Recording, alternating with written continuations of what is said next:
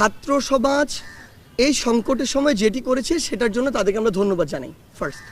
Secondly, ছাত্র সমাজ রাস্তায় থাকা কখনো একটা দেশের স্থিতিশীল অবস্থার পরিচয় না। ইভেন পুলিশ তাদের যেখানে দায়িত্ব পালন করার কথা, ট্রাফিকের জায়গাটির কথা যদি বলি, সেখানে না থাকা এটাও স্থিতিশীল অবস্থার পরিচয় না।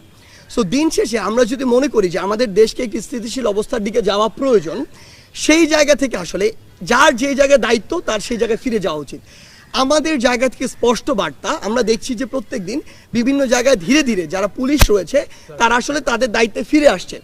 সেই জায়গায় ছাত্র সমাজের প্রতি আমাদের একদম সরাসরি আহ্বান এবং স্পষ্ট আহ্বান, আমাদের পুরো বৈষম্য বিরোধী ছাত্র আন্দোলনের পক্ষ থেকে স্পষ্ট বার্তা, যেখানে যখন পুলিশের কোনো একটি টিম বা ট্রাফিকের টিম, আইনশৃঙ্খলা রক্ষাকারী বাহিনীর টিম আসবে, তাদেরকে তাদের দায়িত্বটি বুঝে দিয়ে ছাত্র সমাজকে সেখানে সরে যেতে হবে।